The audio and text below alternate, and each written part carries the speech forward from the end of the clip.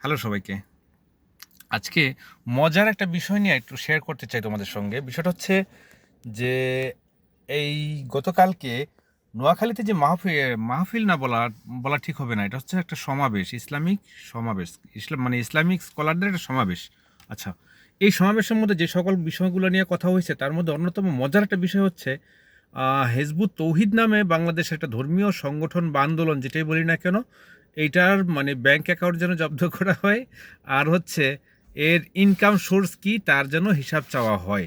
তো এই একই ক্ষেত্রে আমি একটা দাবি করব বাংলাদেশ সরকারের প্রতি, যেমন আহ, বাংলাদেশ সরকার যেমন বাংলাদেশের নাগরিক হিসেবে যারা আছেন, বাংলাদেশের 16 কোটি হোক, 18 কোটি হোক বা 20 কোটি হোক, যারাই আছেন, প্রত্যেকটা নাগরিকের দায়িত্ব কিন্তু বাংলাদেশ সরকারেরই, এবং প্রত্যেকটা ধর্মীয় এবং অধর্মীয় বা সরকারি অফিসের দায়িত্ব সরকারের। এগুলো কীভাবে মেনটেন করতে হইব, কীভাবে শৃঙ্খলার মধ্যে রাখতে হইব, তার দায়িত্ব সরকারেরই, তাই না? আর এই যে ধর্মীয় সংগঠনগুলা, এদের মধ্যে থেকে যদি হিজবুত তৌহিদ নামের কোনো একটা একক একটা সংগঠনের হিসাব চাওয়া হয়, এটা অস্বাভাবিক কিছু না, অত্যন্ত স্বাভাবিক একটা বিষয়। আলেম সমাজের এটা নিয়ে সন্দেহ হয়েছে, হয়তো ওদের অবৈধ কোনো ইনকাম আছে বা অবৈধ ইনকামের রাস্তা আছে, বা হয়তো ওরা কোনো নাশকতামূলক কাজের সাথে জড়িত বা কোনো ভুল পথে পরিচালিত হচ্ছে। আমাদের দেশের আলেম সমাজের এইটা মনে হয়েছে বিধায় তারা এই প্রশ্নটা তুলছে। তো একই ক্ষেত্রে আমি একটা অনুরোধ করব সরকারের প্রতি।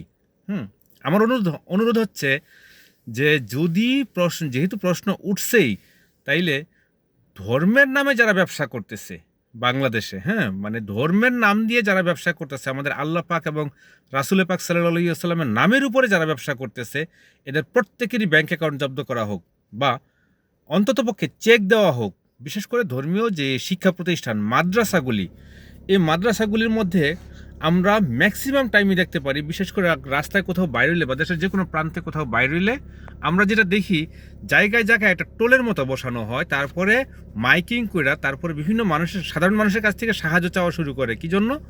যে মাদ্রাসার উন্নয়নের কাজ চলতেছে বা মসজিদের উন্নয়নের কাজ চলতেছে বা মসজিদের ছাদ ঢালাই হবে, এরকম এক এক সময় এক একটা উপাধি দিয়া টাকা তোলা হয় পাবলিকের কাছ থেকে। আচ্ছা, এরপরে যেটা দাবি করা হয় যে এতিম সন্তানদের জন্য বা এতিম ছাত্রছাত্রীদের জন্য তাদের খাবার এবং তাদের পড়াশোনার খরচের জন্য আমাদেরকে সাহায্য করুন, এই টাইপের বিজ্ঞাপনগুলো আমরা প্রতিনিয়ত দেখতে পাইতেছি, না?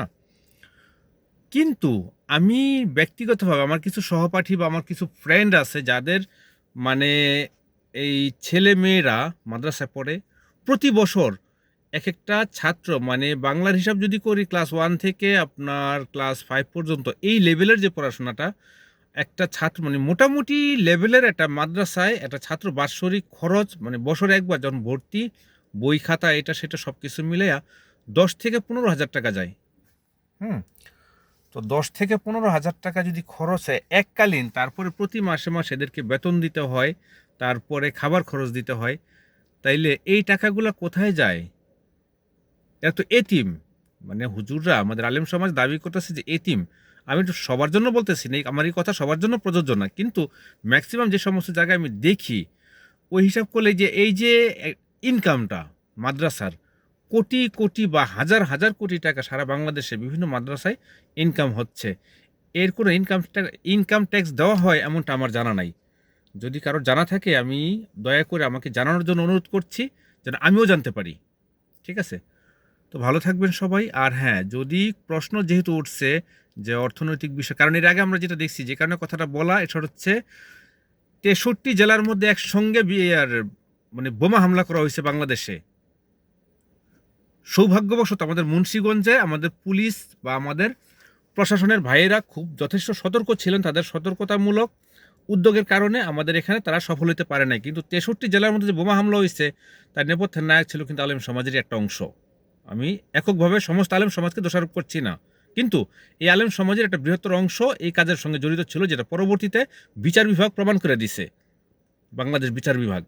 এখন মাদ্রাসার মধ্যে বিভিন্ন জায়গায় যে বলাৎকার হইতেছে, বলাৎকার মানে কি? ছোট ছোট শিশু, নাবালক, অবুঝ শিশু, এদের সঙ্গে এমন কিছু কাজ করা হইতেছে যেটা সুস্থ মস্তিষ্কে কল্পনারও বাইরে। একজন উপযুক্ত আলেম এটা কল্পনাও করতে পারে না, এমন কিছু কাজ মাদ্রাসার ছাত্রছাত্রীদের সঙ্গে হচ্ছে। আর ধর্ষণের ব্যাপারটা, ওটা তো চিন্তারও বাইরে। তো ঠিক আছে, ভালো থাকবেন সবাই। আর আমার কথা হচ্ছে আইন সবার জন্য সমান, অধিকারও সবার জন্য সমান। আল্লাহ হাফেজ সবাইকে।